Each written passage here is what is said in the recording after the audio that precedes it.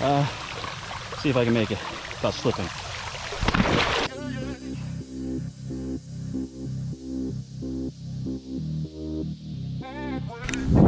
What's up everybody, John here with Motivation Theory Running. Today I'm going to be running trails. I'm going to talk to you a little bit about my first race, the Bel Monte race, share with you some of my thoughts that maybe can benefit you as you move into your first race. Again, today running trails. I'm going to try to get 10 in today, only 6.5 on the trails. I'm running the trail that I'm running in my upcoming race on, same track. So I'm gonna go get that done, and then I'll probably run kind of a shakeout 3 this evening on the treadmill or something like that. I wanna get 10 in today. I wanna get 7 in tomorrow, and then probably 3 Friday, and then go into my long runs, back-to-back long runs this weekend. So let me go ahead and get started. I'm pressed for time today, so let's go.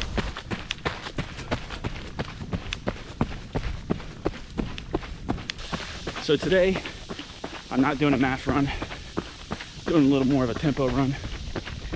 Stretch the legs out, feel a little bit more speed, push a little bit more. I'm actually looking forward to it. So it'll make it a little bit more fun, if trails can be any more fun than they already are. Hey, what's up, little guy? How you doing? Hey, I save your family, don't get mad at me. Hissing at me. All right. I'm only slightly faster than you, but I gotta get up this trail. High five. All right, take a break walking up this hill. So I wanted to talk to you all a little bit about years of hindsight, looking back on my first race. Going into my first ultramarathon, which was a double marathon over 2 mountains, out and back. It was the first time in my life, other than having a child, that I was going into something scary and I had no clue what I was getting myself into. I trained best I could. At that point, wasn't a ton of that stuff on YouTube, but I learned, I researched, I looked at the terrain, I read race reports, I looked at every video that you could possibly find for the race, and I prepared. I would say that I was not prepared for the climbing, which I've talked about many times on this channel, because it had such steep switchbacks.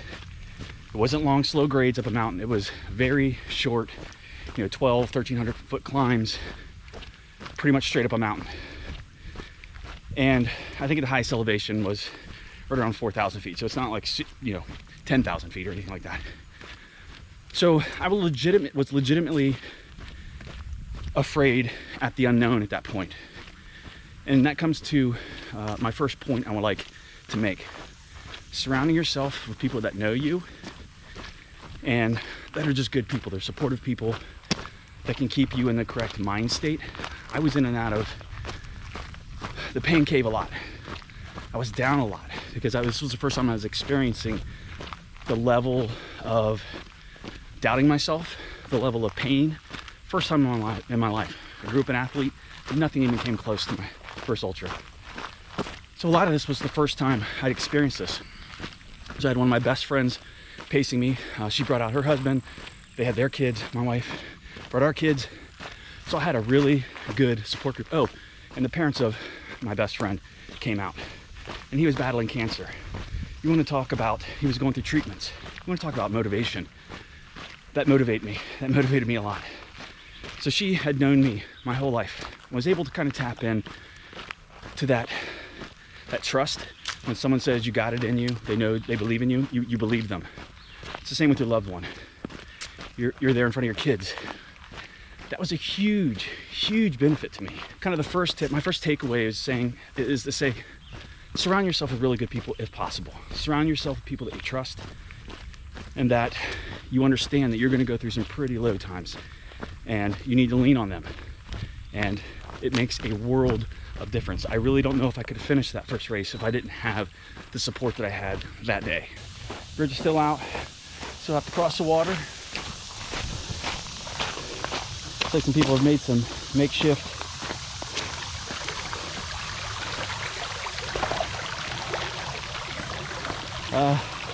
See if I can make it without slipping. Yeah, slipped. I tried not to have wet feet this lap, but got wet feet.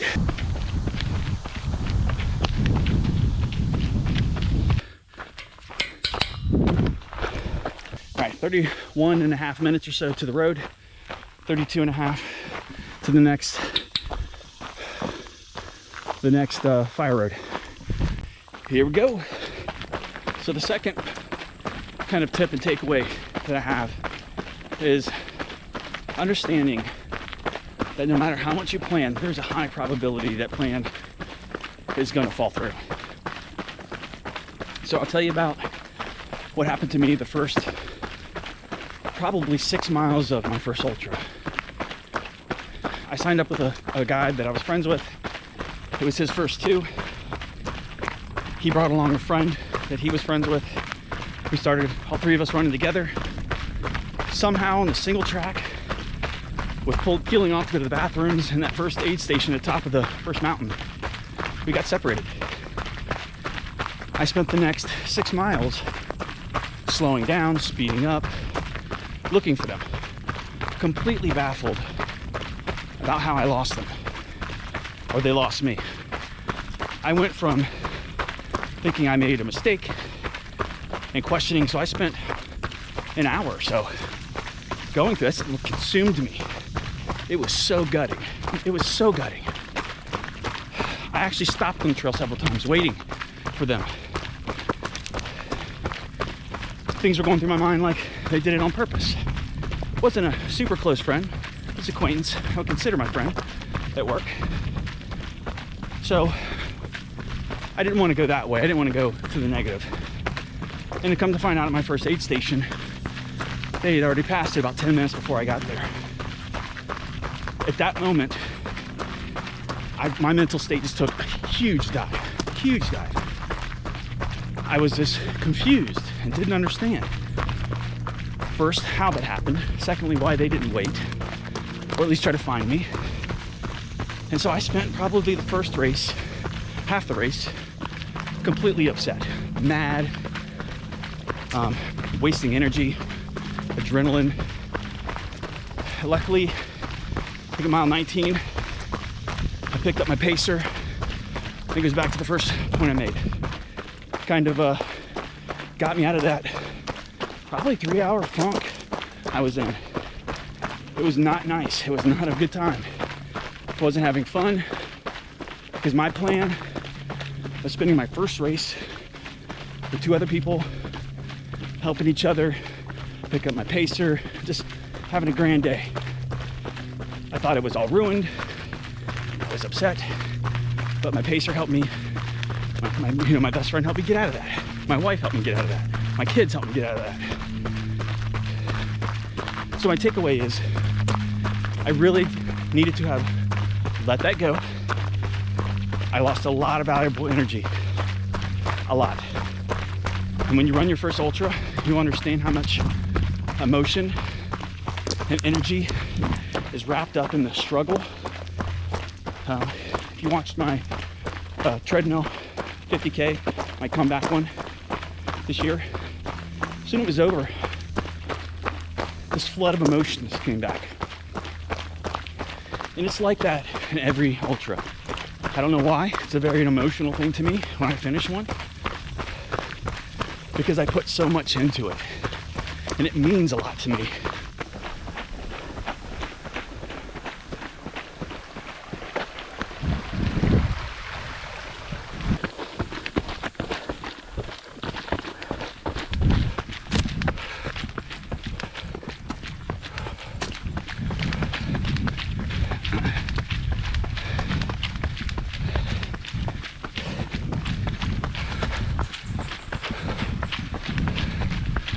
Back to the river again.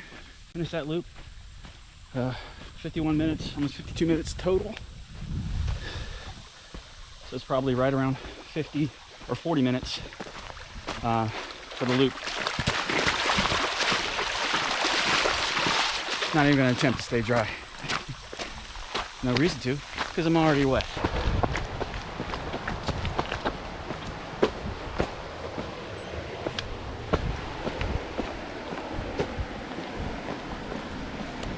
So while I'm walking up this last hill, I'm at mile 5.38, hour and 5 minutes in, I want to talk about one of the aspects that I didn't really fully understand in my first ultra. And that was the feeling of being physically and mentally broken at the same time. You could say that you should expect that when you go into such a physical and mental challenge, such as like an ultra. I mean, you don't go into it thinking it's going to be easy, but the depth of the challenge is unknown. I had never been physically broken and mentally broken at the same time. I'd done a lot of great physical feats that had physically broken me. I had been through some pretty tough times mentally that felt like mentally I was going to be broken. Never at the same time.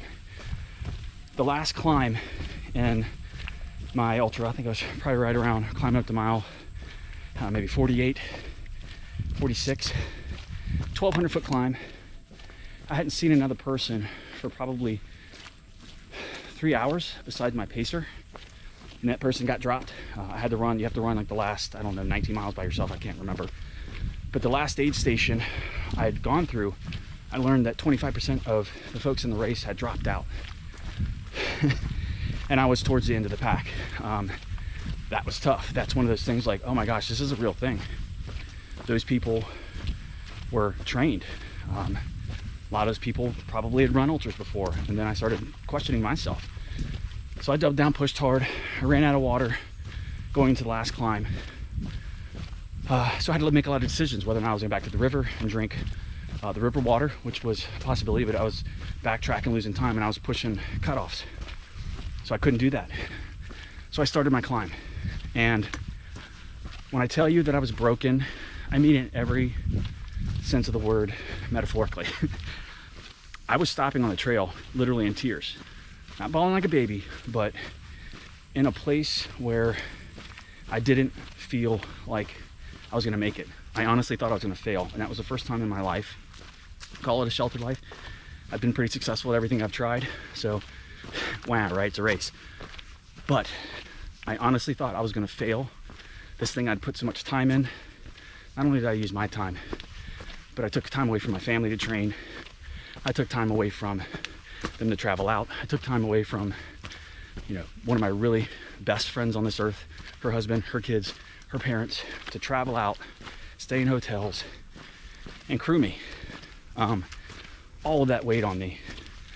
I sat on the trail for probably 5 minutes, broken, like didn't think I was gonna make the climb. And I had to dig down inside of me and pull something out that I'd never done before. And that moment, that pivotal moment, I mean, it's hard in life to be able to pick a moment that changes you in an instant. That changed me in an instant. I mean, it's giving me goosebumps right now. To go from a blubbering sack laying on the trail to climbing 1,200 feet, getting to the cutoff, getting to the last aid station, getting down the backside of the mountain, climbing out onto the main road, and meeting your pacer, and finishing. To the accolades of your family, your kids in tears because they're scared. It actually chokes me up right now. My 17-year-old right now, she's 17. I think she was like, 12. She was bawling. My kids were scared.